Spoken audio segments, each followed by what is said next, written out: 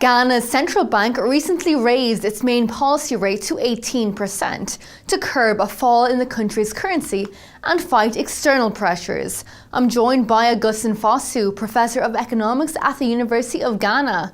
So Augustin, do you think the country has actually reached crisis level? The fact of the matter is that Ghana has been running huge deficits, both domestically and externally, over a number of years, and the country needs to stem those deficits. Remember that Ghana is still predicted to grow well in spite of these deficits, but it is a basic problem. Is what I refer to elsewhere as the Achilles heels of Ghana. That is, the two trend deficits are too high, and they need to be brought under control. Augustin, in December, inflation reached a 3-year high at 13.5%. Now, do you expect this problem to worsen with the figure rising? Unfortunately, yes. Indeed, I had predicted earlier that a single-digit inflation target was a thing of the past. No country can run huge deficits, fiscal deficits, and expect inflation to be in check. That is impossible.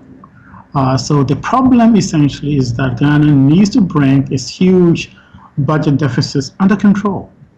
And that will help resolve both the inflation problem and also the depreciation of the cedi.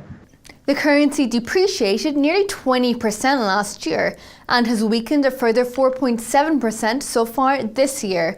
Now, Augustin, do you see it weakening further, and by how much? In the short run, no. I think that the measures that the Bank of Ghana has taken would, in the short run, reduce demand for foreign currency, and so I expect the cedi to be relatively stable.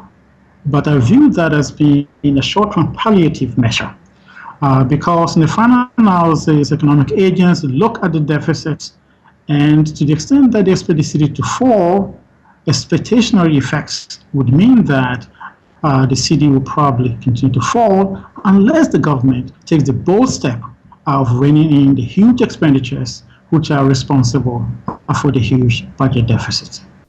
And if we look at other African countries, which countries would you be feeling more positive about for this year, and where are the most investment opportunities? I think that Ghana will continue to do well.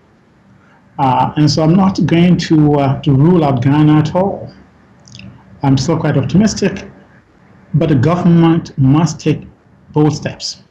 Obviously, among African countries, countries like Botswana will continue to do well. Its fiscal situation is very healthy, and so I am certainly quite optimistic about Botswana.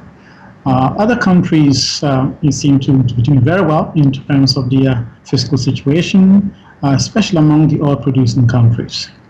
But if you look at the evidence, a country like Cameroon, for instance, seems to have done very well because it is not just growth. It is how well that growth is transformed to development. And a country like Cameroon has succeeded over the last 15 years or so in reducing its poverty level quite tremendously. Has been the best among the countries with data in the World Bank database. Cameroon seems to have done very well, and Ghana has done well also. But since we're talking about Ghana, I think that one should not lose hope. I believe that there's hope, just that the government must take bold steps to rein in the huge government expenditures. Augustin, thank you very much. Well, viewers, do stay tuned as we have plenty more interviews coming your way.